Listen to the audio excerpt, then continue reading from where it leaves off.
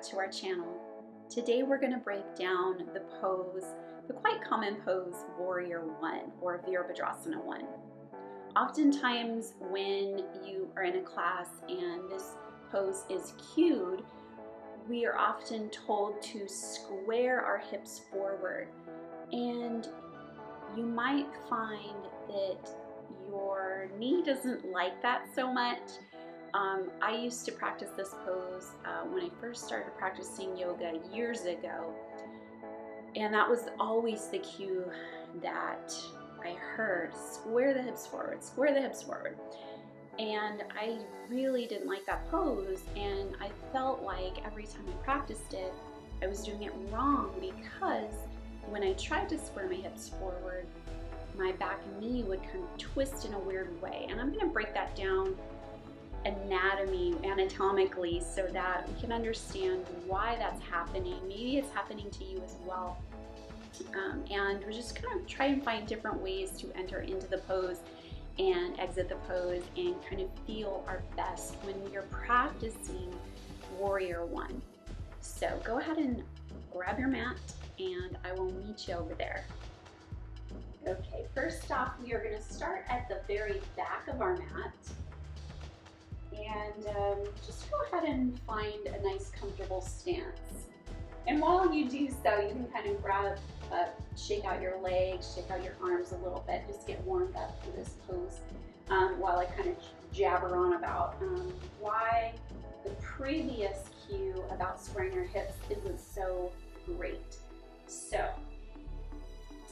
pretend that you are on a tightrope and your front heel is in line with the back inner arch, and you are in Warrior II and you're squaring your hips forward. So you're trying to angle your left hip forward, right hip back, and check out what's happening with my back leg.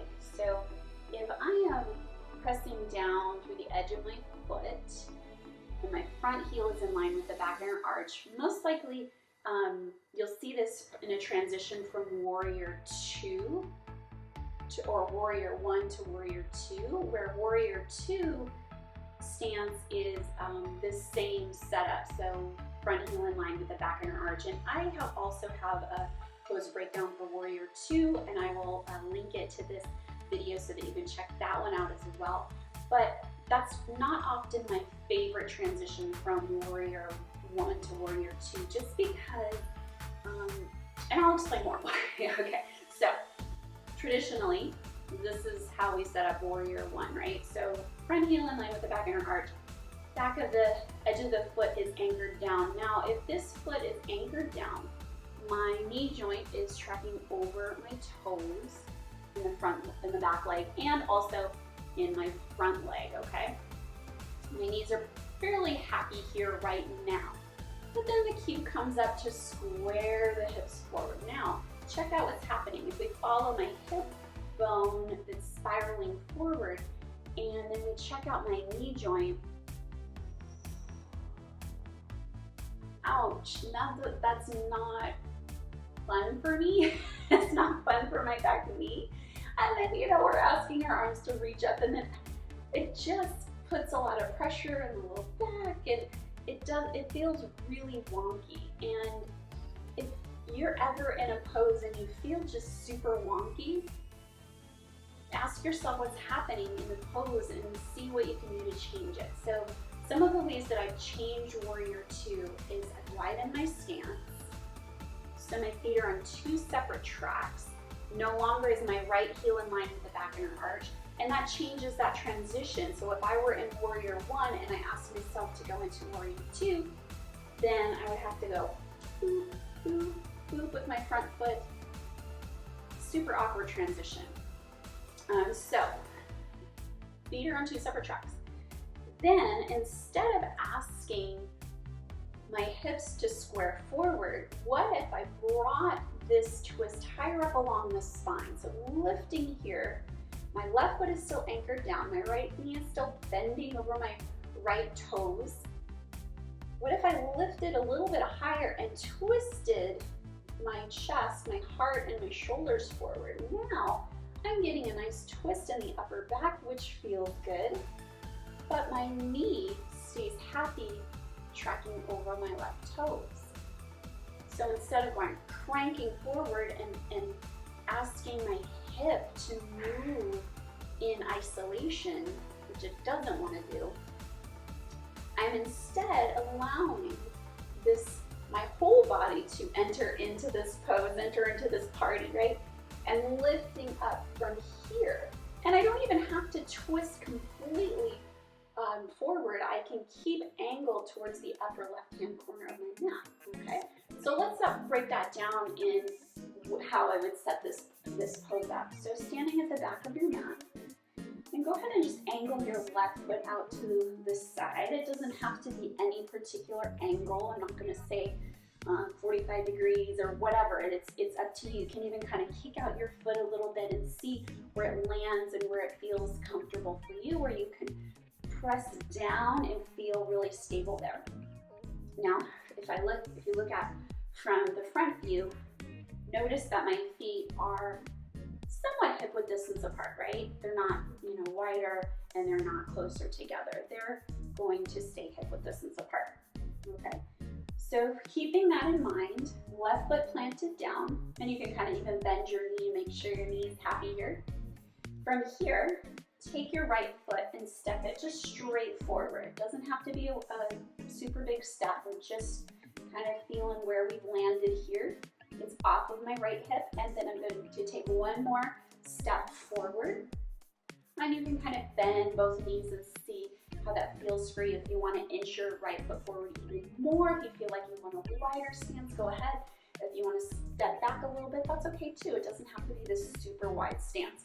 The most important thing here though is that my feet are on two separate tracks, right? That way I have some openness for my hips. I can lift a little bit higher. In fact, before we even add in the upper body, let's take our hands to the sacrum, the low back, and press gently forward and down. And that creates a little bit more space for the low back. And it can also feel quite grounding too, because we're sending that energy down into the feet. You can lift the heart forward, roll the shoulders onto the back. All right, so now that we have that grounding of the lower body, let's add in the upper body. So remember, we do not need to crank the hips forward, lift higher up along the spine, turn the heart and shoulders forward or still at that diagonal. Maybe invite the arms to the party here. Or you can keep them on your hips or at your sacrum. I personally really like to have my hands on my hips or my sacrum here in Warrior One. And I'm pressing down through the feet. So we're not just chilling out here, right? I mean, you can, but let's make this active for the legs as well. So press down through your right foot, down through your left foot, and magnetize them together. Ooh, and then you can feel that firing up of the muscles in the legs. So holding this for a few deep breaths. Nice. And then to exit this pose, step back, just like you entered. Shake out the arms, shake out the legs, do a little yoga dance here. And I'll cue the other side. All right, same thing. Starting at the back of your mat, turn your right foot at an angle. Again, it doesn't have to be any specific angle. We're not pulling out our protractor here. We're just trying to feel how it feels in my body versus your body. It's going to be totally different, right? And just feel that out, see where you've landed and see if that feels good on your right foot. And then take it one step forward off of your left hip with your left leg. And one more for good measure, so a nice wide stance. And it's coming to the sacrum, with a little bit more length through the low back, bending into that front knee, staying anchored through the back edge of the right foot, lifting higher up along the spine, twisting the heart forward, the shoulders open, maybe add the arms to this if you want to, or not. Press down actively through the feet and magnetize them together, like you're trying to scissor the legs together. Ooh, you can feel that inner right thigh fire, the left quad fire. Good times. Good. One more deep breath here. And release, stepping back once and twice. Shake it out. And there you have it, Warrior One, Virabhadrasana I. I hope that that's helped you kind of explore a little bit more ease in this pose without feeling weirdness in your knee joints. There's a lot of traditional cues out there that might work still, but now we know more about anatomy and what works well for different bodies. What works for me might not work for you. So again, ask yourself those questions. If you're feeling some weirdness in any pose, or like, hey, my knee is feeling really wonky in this pose, maybe ask yourself, how can I change this pose up to make it feel better? But also, ask your yoga instructor, if you're working with like a physical therapist, if you have an injury specific to you, then check that out as well. There's lots of different options, lots of different modifications, different props that you can use within each pose. Thank you so much for joining me. If you have any questions about this particular pose or any others, please let me know, and I'll be happy to help you out with that. Thanks so much. Have a great day. Namaste.